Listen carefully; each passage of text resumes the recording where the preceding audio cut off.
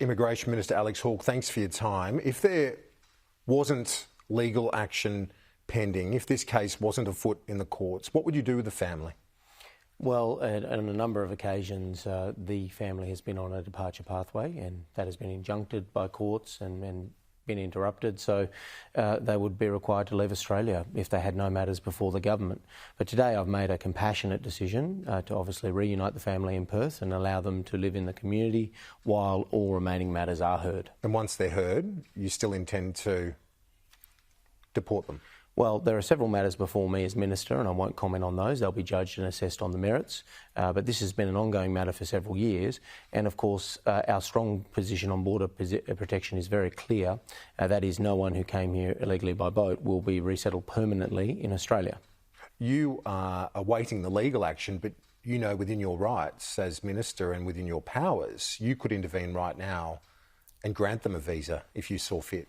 And the government's position on this has been clear for a long time, that IMAs who arrive by boat will not be resettled permanently. Now, they can apply for temporary protection, they can apply for special humanitarian, safe haven enterprise visas, they can apply for a range of things.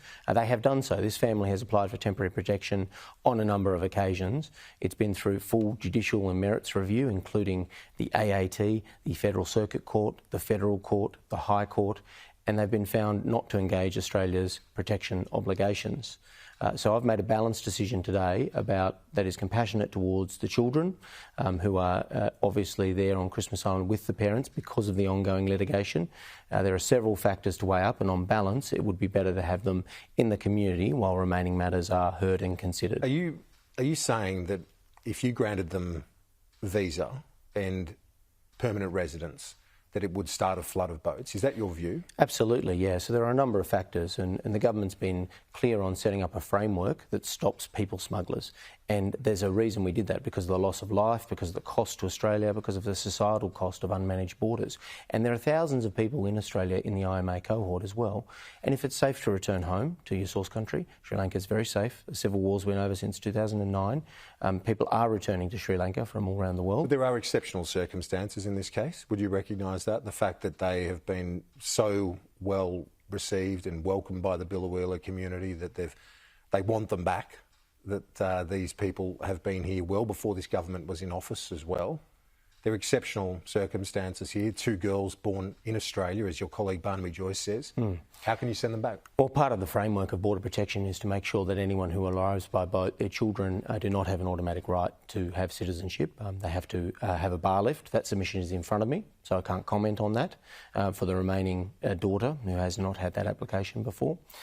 But remember, we've got to remember that when people smugglers ply their trade in human misery, people die, our borders are unmanaged, and that has a great cost and consequence. So this framework has stopped the boats entirely. It's meant that all children, there were thousands of children in detention when we arrived into government. There are no children in detention at the moment. Occasionally one will be taken in, or 2 because of a parent's migration case, but not on an ongoing basis. The former Chief Justice of the High Court, Sir Gerard Brennan, says this is against Australian values to say that you're going to hold a family and 2 girls born in Australia as an example, and to hold them out to say, look, we're not going to start the boats again because of that one family. Do you see how some people, including Sir Gerard, might think this is a step too far? Well, some people always feel that way, but each of our judicial and merits processes, including the government's, but through the AAT, the Federal Circuit Court, the Federal Court, the full Federal Court, the High Court, found there are no protection obligations owed. Now, there are plenty of people we do owe protection to, and we have a very compassionate approach, and we offer protection, and they get temporary protection in Australia. But they've never been found, their claims have never been found by any part of our merits or judicial process to be genuine claims. It is safe to return to Sri Lanka. Many countries are not safe to return to. So, of course, the government's position has been clear for a long time that if you don't have protection claims in front of you, if you've arrived by boat, you need to return home. So and these are 2 Sri Lankan citizens, you've got to remember, the parents, and the daughters both have an entitlement to Sri Lankan So the case that's been made by, as I said, some of your colleagues, Barnaby Joyce and others, have spoken out publicly and said that this family should be allowed. Ken O'Dowd, the local member, says they should go back to Biloela. The community wants them. You could make an exception if you wanted to. Why won't you at least make one exception for this family where the 2 girls were born here? You don't recognise that there are unique circumstances here. Well, every circumstance is unique, but the government's policy position has always been clear, Kieran, and that is if you've arrived by boat, you won't be permanently resettled here. And so other people have been afforded temporary protection where that's appropriate, but permanent resettlement is not the government's policy, supported by the Australian people. We've got to wrap up quickly. You've got a division, but just finally to clarify, I'm disappointed you've got to go because of a vote, but you're saying that even when you've had over 1,000 resettled in America, many others resettled here, evacuated here, there have been no boats. No boats. Why would one family start the boats again? Well, because there's a trade in people smuggling. It is always live. They watch developments in Australia very closely.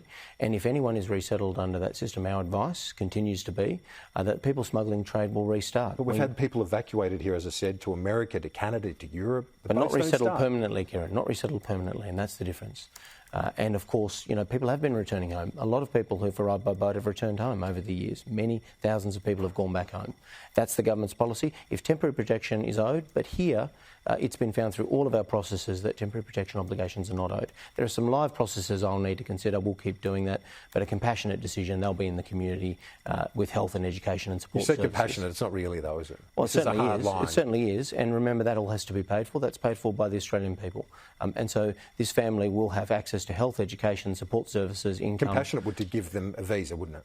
This is not compassionate. Well, this is compassionate to ensure they're in the Australian community while their remaining matters are heard. They stay in limbo. Well, they've come from Sri Lanka and we don't have any protection obligations and they're required to return.